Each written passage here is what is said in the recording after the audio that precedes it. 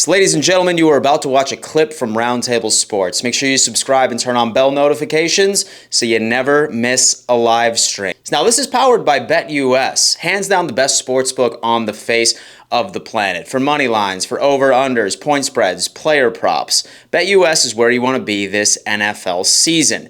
Now, a lot of sportsbooks come out and they try pushing these promos, but folks, BetUS hands down has the best promo on the face of the planet. They're matching 125% of your first 3 deposits all the way up to $2,000. That is right, folks. If you sign up with that link in our description, that promo is all yours. Certainly go check out BetUS and enjoy the clip. I think that we've learned a little bit from the preseason. We know based off of last year's roster. I want to talk about things that you look forward to exploit, the weaknesses, the Achilles heel of each and every single team in this NFC West. I'm starting off with the Arizona Cardinals, and I'm starting off with Jesse. Biggest weakness for the Arizona Cardinals, something you look forward to exploiting and watching the rest of the NFL exploiting in 2024. Yeah, I talked a lot about the trenches for the 49ers and what could potentially be a problem versus some of the other NFC West teams. Fortunately for the 49ers, the Cardinals are not one of those teams that I think will give them a problem.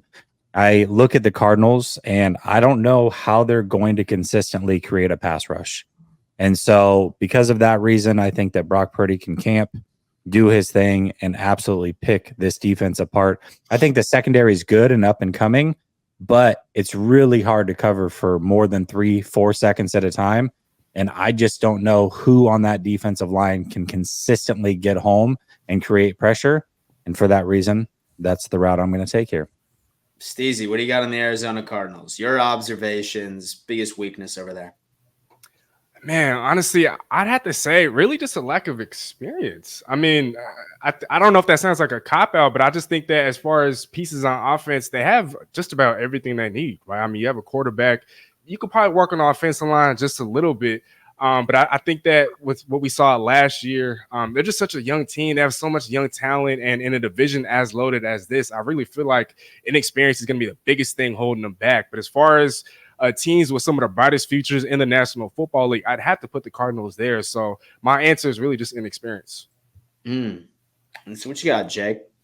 Well, the biggest problem for the Cardinals is that they have to face Kyren Williams twice this year because they don't even want to see him again. But no, all jokes aside, it's the lack of pass rush. I mean, let's be honest here. And you know, it's not really their fault. They addressed it, and unfortunately, BJ Ojulari got hurt. So it's not like, you know, they're rolling out just anybody. I mean, I think Gardeck is solid. He's somebody that probably is not a household name, but maybe he should be. He's a good player, you know, and they have guys like that. But at the same time, they don't have a closer. And what I mean by that is you look at like a Nick Bosa, right? Nick Bosa can win you a game. At the end of the game, Nick Bosa can get that closing sack. Aaron Donald, like with the Rams, he was able to do that. Von Miller in the Super Bowl. I think of guys like that. And I think, you know, Seattle might have a guy or two. You know, I mean, it remains to be seen, but I mean, it was already, you know, talked about, you know, Derek Hall, you know, kind of taking that next step. But I think Arizona needs a closer. I would have liked to see them as a football fan, not obviously a representative of the Rams here.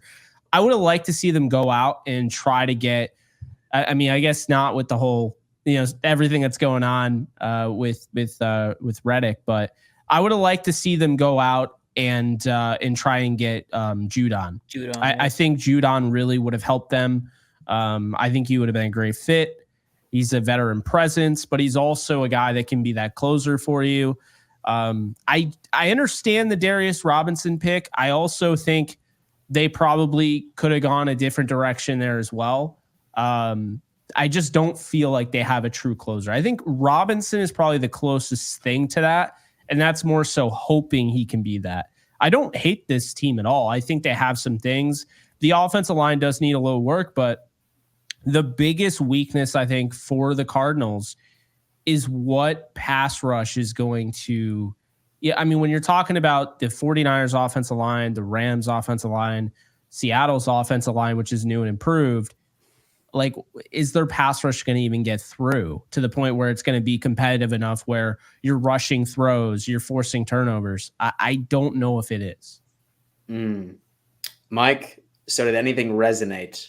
No, I agree with the pass rush. Definitely something that we've been clamoring about for a long time. You know, me jumping on my soapbox, I think Judon would have been a perfect fit. And I think the big problem I think we're dealing with Cardinal fans is that, like, Monty Ossenfort has a very, very specific way of rebuilding. Or, you know, obviously we can't get into a set, but with what he's done, you know, in the 2 years we've seen, he loves the draft, he loves draft capital. And a lot of people seem to think that, oh man, Matthew Judon wouldn't do it. He wouldn't fit. I mean, honestly, like, it would, right? Because I've actually had this on my show here. I asked my co-host, I said, do you think a good pass rush can win you 1 or 2 games in the NFL? And yeah, the answer is yes. You need somebody who's going to be able to get you those crucial momentum swinging type of moves. And right now we're rolling with, you know, Zaven Collins, was a former first round pick. And, you know, he just got extended, and, you know, nothing negative about him, but he's kind of playing out of position. Now, if he flourishes here, then cool, I'll shut up and we'll see what happens. But Dennis Gardeck, and, you know, he's had a really good season with the Cardinals at edge, but then he got hurt. So there's just, like, there's a lot of things coming against the Cardinals. And it definitely, that pass rush is really, really scary, especially in the NFC West with the quarterbacks that there is, with Stafford as well as Purdy. You don't want to give him more time. Sorry, Gino as well. You don't want to give him more time than, you know, than they should. So yeah, I agree. As we move on to the LA Rams, as far as their biggest weakness. All right, I'm going to start off with Mike here. Mike, looking at the LA Rams, all right, what's something that you think the NFL and their opponents on schedule may be able to exploit this year in 2024? It's kind of a tough one. I mean, you know, kind of looking at the roster, it seems to be a really well put together roster. So it's kind of hard to really pinpoint to say this is the biggest weakness. But I mean, right now, I guess I'm going to go with an answer that probably, you know, I'll probably eat my words later on, just because I don't really know these players doesn't mean that, you know, they're not good. But I would say just the absence of Aaron Donald is what I'll probably say in terms of, you know, what we can do to expose him. Now, I'm looking at who they ended up bringing in. Brendan Fisk, I was actually pretty high on him as well, and I think that you guys got Colby Turner. But I do think that the absence of Aaron Donald is probably going to be a big one. And in terms of exploiting, I feel like the Arizona Cardinals should absolutely take advantage of that. And we know that, man, Aaron Donald wreaked havoc on this offensive line for years and years and years. And just his presence almost kind of felt like we just fell down just for the heck of it, because he was kind of like in our face. So I would say that would be the biggest thing. I feel like the NFC West can exploit, just his presence not being there. Got it. What you got, Jesse? I mean, right now their biggest issue is health, but just from an X's and O's standpoint, I'll go the linebacker room. I mean, I look at, especially from a 49er fan standpoint, they've got some young talent there, but it's unproven for the most part, and it's still a room that I think could use an extra body or two. And when I look at the way the 49ers dissect teams offensively, I mean, they do it through Christian McCaffrey, Kittle, Juice. They have multiple weapons that can exploit even the best of linebacker rooms. And so when you have a linebacker room that is not proven and is probably the weakest point on that team, I think from a player recognition standpoint, that has to be it. So I think the linebacker room, although again up and coming, probably needs another player or two before I think they're very formidable foe. Stacey, Rams. So I'm nitpicking here because, I mean, you guys have heard me. I do like the Rams as, you know, one of the biggest threats in the NFC. And so I like what Mike brought to the table. I like what Jesse said. And I do agree. But just because I want to bring something new into the air, I guess I'm just going to look at, can Tre'Davious White, can he return to form? Right? Because if I'm not mistaken, he's actually torn his ACL twice now, you know, in his career. I could be wrong, but and Jake, wait, real quick, can you speak to that? I think it's an ACL and an Achilles. So literally the two worst injuries that you can have. Right. And so to me, it's like, you know, last year the Rams were just fine with the Nikello Witherspoon, right? And obviously he's not on the team any longer.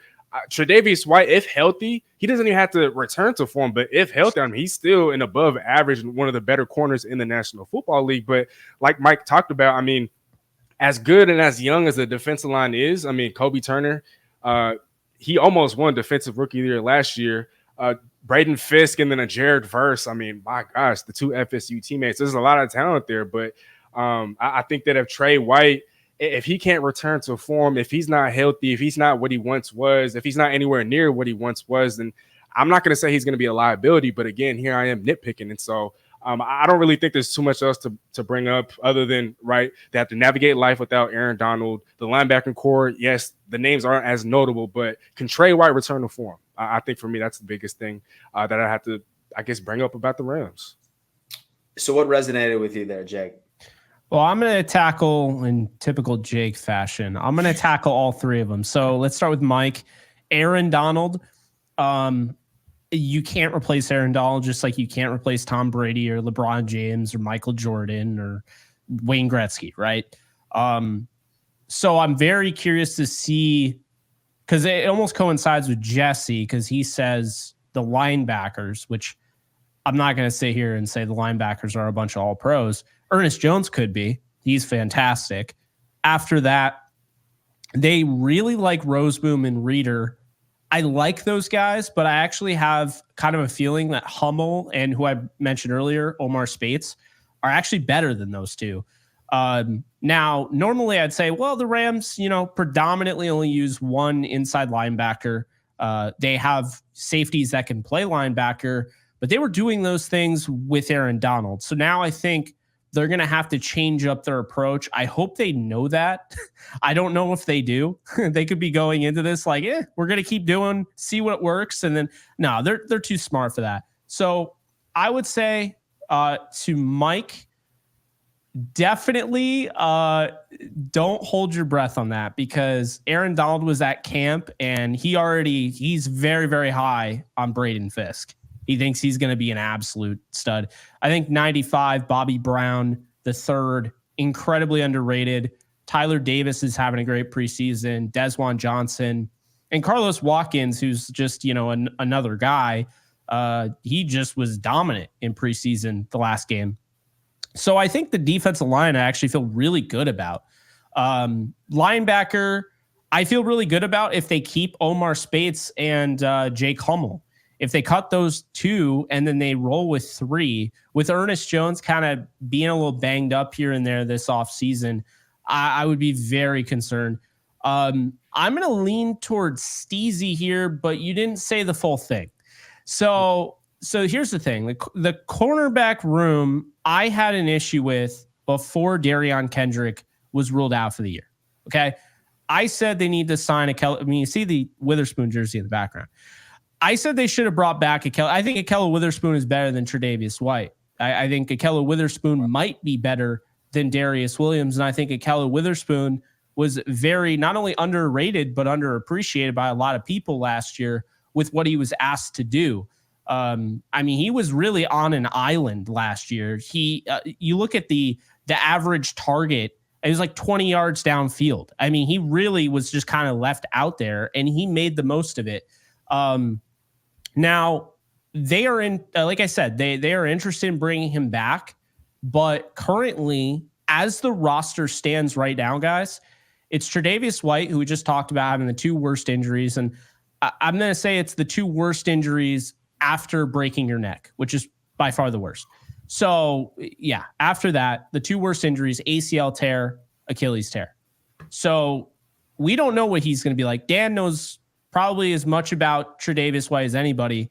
And he's a great guy. People love him and the Rams love him, and he's very happy to be there. But if he plays more than 6 games, I'm going to be very happy. I'll tell you that much. So I am very concerned about his health. Darius Williams was already banged up in training camp. So he's had some injury stuff. D-Will is incredible. When he is healthy, when he is on, he's one of the best in the league. The first half of the year last year for the Jaguars, he was stellar. Down the stretch, he struggled. Then you have Kobe Durant, who his rookie season, he looked like he was going to be a superstar. And then his second year, he took a major step back. And now in his third year, they're saying that he's really making strides, but they also said that in his second year. So I like him a lot, and I think he's capable, but he hasn't really proven anything to me. And then after that, they just cut Jerry Jacobs. They waived him injured. So who's the fourth guy? Do they keep 5? Like, it's a bunch of UDFAs right now. Guys that I think have a shot to make the roster: Josh Wallace from Michigan, Charles Woods, and the other one who's on the team last year, Trey Tomlinson. But guys, this is by far the weakest spot on the Rams. I mean, if one of them goes down, I mean, we're talking guys starting that, we're barely starting in college, right? I mean, maybe not, but it's not going to be pretty. So I know right now they don't want to pay Ahkello Witherspoon, and I know Ahkello Witherspoon doesn't want to take any deal that was exactly the same as last year, because he proved himself. He took a prove it $1 million 1-year deal. He proved it, and now he's being asked to play second fiddle behind Tre'Davious White and Darius Williams, being told essentially he is not going to compete for the starter role. Well, I think the Rams don't have a choice but to pay him a little bit more than maybe they want to, because I hate to break it to you, but I trust that guy who just started 18 games in a row more than I trust Tre'Davious White, who is trying to make a comeback from his second major injury in the last 2 years. So I would say cornerback guys for the Rams is absolutely the biggest concern for me. Now, their safety room is excellent. I think it's excellent for a reason. They definitely wanted to make sure they had the depth to overcome that. You know what? I changed mine too, because I think whenever you're clamoring for Witherspoon to come back and be on your roster, it's a major weakness. So he was great last year, though. He really was. Yeah, he was. Aaron Donald, realistically, do you think there's any shot? Because I get this feeling that you get to the final 4 games or so of the regular season, you're going to see Aaron Donald back on this roster. I really do. I wouldn't be surprised. I'll say this. Don't be shocked. But also don't assume. Like, I wouldn't ever rule it out. His locker, by the way, is still there. He's got the whole 99 everything. Aaron Donald, he's in the locker room. Everything is set up. If the Rams know, like, it's 2021, or even like last year, they were the hottest team at the end of last year. If they're ripping off 7-8 wins in a row, and this team, they have the number 1 seed, and they really feel like, okay, this team is going to win the Super Bowl. Hey, Aaron, you want to come and play 4 games for us, like, Eric Weddle did? Because they've already done this before. I mean, Eric Weddle was 2 years out of retirement, and they're like, hey, we need you. We need you to actually start. Like, as soon as you get here. He was starting at safety in the playoffs. I would not rule it out. I would not. I don't even know, and I mean no disrespect to AD. I don't know if they're going to need it necessarily. I think it's more so the cornerbacks are the biggest concern for me. But I'll never turn down seeing Aaron Donald rush the passer again. I can tell you that much. The San Francisco 49ers, all right? Maybe outside of the fact that they have a couple of players sitting out, hopefully finding a new contract at this point. Starting off with Mike, from your eyes, okay? Biggest weakness from the San Francisco 49ers. The thing that I could probably say is probably the O-line, I want to say. Just because Trent Williams, I mean, obviously they got other players as well, but I'm going to keep it probably short and sweet. I do think there's a really good team, but, we're probably nitpicking at this very moment. But I will say the O-line for them. So I'll go O-line. Steezy, what you got?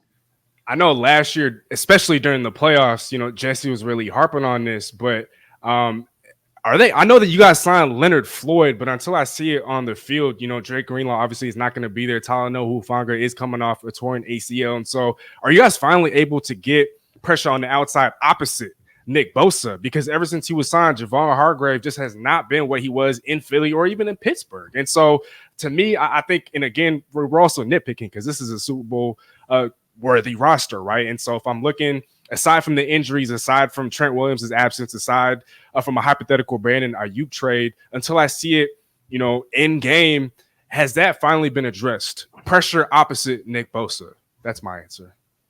Jake, biggest weakness of the San Francisco 49ers.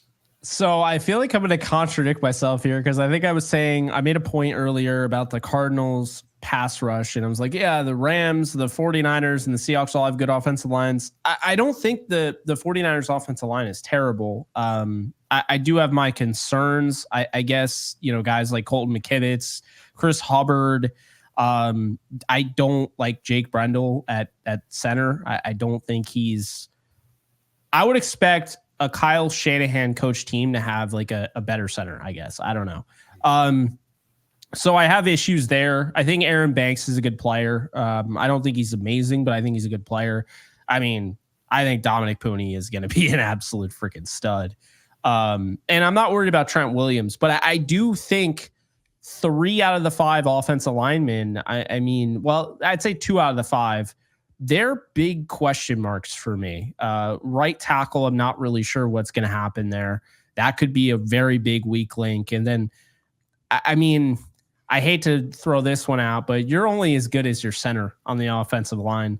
And I really think Jake Brendel holds them back.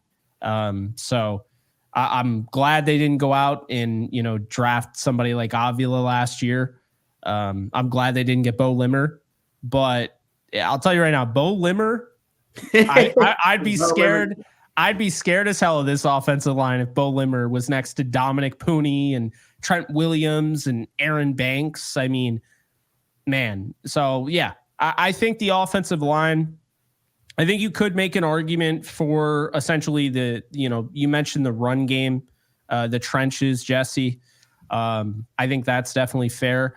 The corners, I know people are because they're not like household names, right? Not everybody knows Isaac Yiadom. Well, I do, and I like him a lot. So I think Yiadom's a stud. I think Lenore has really, come on, and I think that cornerback room, while young, and you did mention Renardo Green, I think they have a bunch of guys that just work. Like they're just going to work out. I don't have any issue with the pass rush, with the 49ers, because they did add Leonard Floyd. Leonard Floyd is also back with Brandon Staley. So do not underestimate him. I think that was a great pickup, very underrated. And I'm very curious to see. And I know you've said it before, Nick Sorensen isn't technical. Like he is, but he isn't the defense coordinator, or he is the defensive coordinator. He's the defensive coordinator. I think that Staley certainly is kind of like the mad scientist behind it. He's like the McDonald, the way that Shanahan used to run things, right? Like he wasn't necessarily the play designer all the time, but he was the play caller. I think Staley's going to be the major play designer, and then Sorensen's going to be the play caller. Yeah, see, I think that is really smart to keep Staley where he's going to thrive. I think their defense has a chance to be absolutely disgusting. But yeah, I think the run game, and then again going back, I'm just rambling here, but the offensive line I would say is the biggest weakness when I look at the 49ers. Got it. And so did anything resonate with you there, Jesse? Yeah, certainly. I think D-line depth is a question mark, but the 49ers always seem to pull off a midseason trade for a defensive lineman, so I'm sure they'll do it again. But yeah, offensive line is highly neglected, and I'll just piggyback off of what Jake said. Kyle Shanahan himself 3 years ago said the heartbeat of his offense is the center, and he's proceeded to roll out Jake Brendel, who's about as mid as it gets. So I don't, those two things don't go together, and the 49ers have done almost nothing to address the offensive line, even though Trent Williams, who's clearly their best offensive lineman, could retire at any time. So yes, that is the biggest weakness. It's the offensive line. He's as mid as it gets. Jesse did not hold back there. As mid as it gets coming on in. The snail just came in. Coaching with a lead is the Niners' biggest weakness. Dang. Coaching with a lead coming on in. And then Rams Let's Go also chimed in and said the Rams secondary makes me nervous. Corners. Don't clump the safeties in there.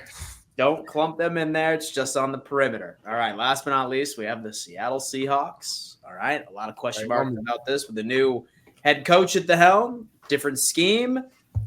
Jake, talk to me, man. Biggest weakness from the Seattle Seahawks in your eyes? The biggest I would say the biggest weakness from the Seattle Seahawks is going to be, and I feel bad saying this, it's going to be the pass rush. Now, I don't think they have too many weaknesses, and I don't even think it's a bad pass rush, but it is unproven. You have a lot of guys like you mentioned, Uchenna Nwosu, huge fan of his game. He's kind of like one of those hybrid linebacker edge guys that can play off ball and what have you, but. Yeah, I mean, Derek Hall, you mentioned Darrell Taylor. Everyone's been waiting for Darrell Taylor to kind of take that next step, and he hasn't really done that. Is this the year? And so, yeah, I do feel like Seattle is definitely missing a closer. I mean, they're missing even like a Jadeveon Clowney at this point. Like when they had Clowney, like they're missing that physicality, I would say. Now, I have mentioned that Mr. He had 7 sacks in a row, whose name's totally escaping me. Boye Mafe. He's going to have to be that guy. So if Mafe takes a step like further, because last year was great, but if he takes a step further and can be that, again, I say closer. I mean, you got to have one of those. I mean, I think the 49ers have that with Nick Bosa, no doubt. I think Leonard Floyd could end up being that. I think he's that good. And then, with the Rams, you have, in my opinion, I think Jared Verse is going to be that. Kobe Turner is going to be that. But, with Seattle, off the edge, do you have a guy like that? And I think Boye Mafe is really kind of the deciding factor there. But I also think you do need another guy. So if Derek Hall continues this and he looks this good in the regular season, I think you guys are going to be fine. It's really more so a nitpick because say what you will about Seattle, they may not be the best team in this division, but they're very balanced. Like they don't have, just tons of needs. They have a lot taken care of. And so that it makes it tough. Like when you ask me, hey, what's Seattle's weakness? It's like, well, do they really have any? I mean, I guess I'm just going to be very picky and say the edge, but that's not an easy one. Mike, what you got? I agree. I'm looking over the depth. I mean, they seem to have really, really good pieces, like young pieces over there. So, Steezy already knows, and Norb knows, I really do like their wide receiving core. Running back, they got some studs over there as well, as long as they could stay healthy. Honestly, I would say their biggest weakness, and it's probably coming off from just the hater, I gotta say the quarterback. And Geno Smith is probably their biggest weakness to me, in my opinion. I mean, because honestly, I truly do think it's gonna be Sam Howell. Yeah, you guys got to think of the future. Like if he's already talking contract extension, and this is a make or break for you, I mean, Geno Smith's not the answer for 2 or 3 years down the road. It's just not it. I think Sam Howell, there's a lot more questions that need to be resolved. So I would say the quarterback position is the biggest weakest point for you guys, because you guys have a really solid team. Like really solid. And if Sam Howell can be like just a tick better than Geno Smith, like you guys could make some noise. It's just your team is really good. If I would have to say one weakness, I would say Geno Smith and the quarterback. Okay. That's what you got, Jesse. Yeah, I mean, I almost went linebacker room just because I think that there's something to be desired there. But when I look at McDonald and how he develops linebackers and how he just overall is a coach on defense and with a secondary as talented as they are, I also think the pass rush is actually going to be pretty good this year. The trenches will be good for them this year. I think they can hide those linebackers a little bit. So because of that, I'm actually going to agree with Mike. And not because I think Geno's awful. I think Geno's probably 22nd best quarterback in the league. He's certainly a starter in this league. But when you compare that to the rest of the quarterbacks in the NFC West, if you go into every division game that you have outgunned at the most important position in football, it's hard to overcome that. And that's something that they're going to have to do 6 times this year, assuming health at the other quarterback positions. And I think the team is very good. I think this team can win 10 games and make the playoffs, but that's going to all ride on what Geno Smith can or cannot deliver. He's just the worst of the 4, and it's the most important position in football, so I have to go quarterback. That's what you got, Stacey. And do you agree with these guys? To a degree, I agree with everyone. you know, with what Jake was saying at first, I was a little perplexed. But then when he talked about, you know, needing a closer, until we see him actually prove it on the field, Boye Mafe is not the closer. Even though I expect him to be, his play fell off a cliff after Uchenna Nwosu was out for the year. And so, you know, last year, although I loved what I saw from him, I mean, I want to be able to see him perform. Let's say injuries occur, I still want to see him perform. And coming out of college, I mean, he was already as raw, you know, as it gets. And so just to kind of see this level of progress, I think he's only going to continue his ascent. But I'm gonna actually come up with my own weakness, and I'm still gonna stick to the interior of the offensive line. I know Connor Williams is supposed to be a huge upgrade, but again, coming off for torn ACL, I still need to see it on the field. LaKen Tomlinson, I know it's up against Jeffrey Simmons. He's one of the very best in the business, but he was getting his stuff handled by the Tennessee Titans, you know, during joint practice. And I know he's a veteran guy, but he was absolutely atrocious last year with the Jets. And I know the supporting cast was awful, but there's a lot of inexperience with this group playing together, right? And Christian Haynes, I believe that he was the best guard to come out of this year's draft. And right now he is the favorite to start at right guard out of UConn. But again, these guys haven't played together, and there's a lot of inexperience there. And that was Seattle's biggest weakness last year. And so until I see it all unfold on the field, I'd have to say the interior of the offensive line. But I also do think that with what everyone said, you guys all made great points. As much as I love Geno Smith, I mean, yes. And I know my rankings don't reflect that, but he is the least talented quarterback in this division. I believe that Kyler Murray is more dynamic. You know, my only argument against that was that he just hasn't been healthy. And so, you know, you guys all make great points, but I'd have to say the interior of the offensive line. Excuse me. Michael Vick at BetUS.com. Catch an incredible 125% sign-up bonus on your first 3 deposits, plus 10% gambler's insurance. BetUS, my online sportsbook and casino.